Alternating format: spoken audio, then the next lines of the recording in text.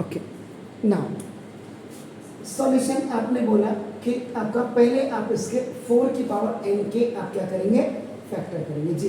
तो कैसे फैक्टर करेंगे पूछा? सर नॉर्मली पहले 4 के प्राइम फैक्टराइजेशन करेंगे, बड़ा नंबर हुआ तो 4 का फैक्टर किया आपने 2 तो 2 into 2 और की पावर आपका n हो गया आपका ना देखो तो सर 2। आप 2 how many time is coming 2, तो आपका तो 2 की पावर आपका क्या हो गया n हो गया आपका ना देखो दिस इज वेरी नाइस। और आपको पता है कि if power has a power so now they are multiplied with each other, this is the third law of exponent है, third law of exponent, that's very fine. तो आपका तो ये 2 की पावर आपका क्या हो जाएगा 2n हो जाएगा।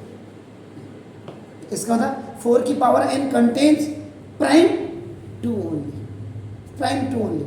और इसमें आपका क्या होना चाहिए, इसका मतलब इट डज नॉट कंटेन 5 नहीं आ रहा है, इसमें खाली 2 आ रहा है। अगर 2 के साथ 5 भी आता तो 0 आने की पॉसिबिलिटीज बढ़ जाती है आपका नाम देखो। तो बिल्कुल सही सर। तो अब इसका सॉल्यूशन में आपकी बात से मैं वाकिफ हूँ। अब इसमें लिखोगे आप क्या लिखोगे, इसमें लिखोगे इफ द नंबर 4 की पावर n आपका देखो ना this is the ends with digit, किससे एंड हो रहा है जरा क्वेश्चन में पड़ेगा 0, दैट्स गुड। ये बोलो इफ द नंबर 4 की power n ends with the digit 0 तो then it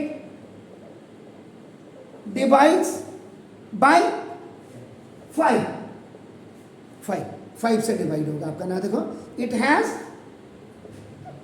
has a prime number या प्राइम फैक्टर भी आप लिख सकते हैं इसको, प्राइम फैक्टर आपका नाम क्या होना चाहिए, इसमें 5 होना चाहिए कायदे से आपका नाम देखो। लेकिन आपने जो बोला बट, ये देखिए बट ये 4 की power n is equal to ये देखो 2 into 2 2 to the 4 की पावर n, और इसके बाद फिर इसको ये एक्सपेंडेड फॉर्म में ये this is called the expanded form.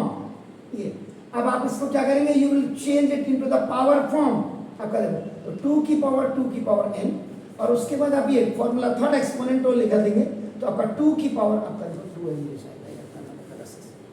तो इसका होता है देयरफॉर 4 की पावर n कंटेन, ये आपका क्या कर रहा है सर, आपका प्राइम नंबर 2 ओनली।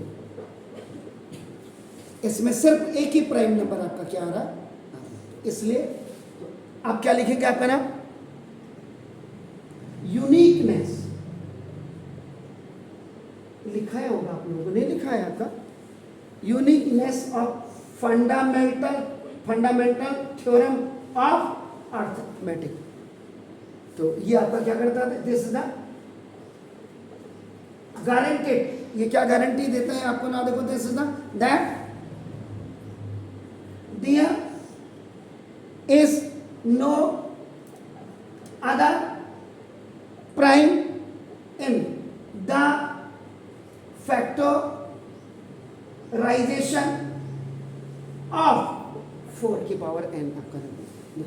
तो इसका मतलब 4 की power n does not contain prime number 5, ये आपको करता नहीं है। तो हैंस 4 की पावर n क्या लिखोगे, this is can not and with the 0, और 0 n क्या है, फॉर यहाँ पे फॉर n नेचुरल नंबर। एक नंबर आजकल एक क्वेश्चन आपका ऐसे भी आ रहा है, अब देखो आपका नाम देखो ऐसे, अगर आपने नहीं किया तो फिर अब जैसे इसकी जगह में अगर आपका क्या होता है 10 होता है, सपोज 10 की पावर n होता है, तो 10 की पावर n का मतलब क्या होगा 2 into 5 आपका देखो। तो 2 into 5 की पावर n लिख देते, तो 2 की पावर n भी और 5 के, तो दोनों उसमें 10 में क्या हो रहा है, it contains 2 as well as 5, तो उसका एंड क्या हो जाएगा 0 से आपका हो जाएगा। Is it clear? तो बस ये चीजें आप समझ लो बस। हाँ ये है कि थोड़ा सा ये चीज आपको ये लिखनी पड़ेगी, और इतना तो आपको कर ही सकते हैं आपका।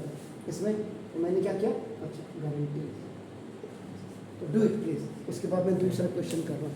कुछ पूछ रहे बेसिक कुछ पूछ रहे गारंटेड के बाद क्या लिखा है? का guaranteed that there is no other prime in the factorization of 4 की power n. So 4 की power n does not contain any prime number, any other prime number 5. So hence 4 की power n cannot end with the 0 for n natural number. Is it clear? Please. Ji.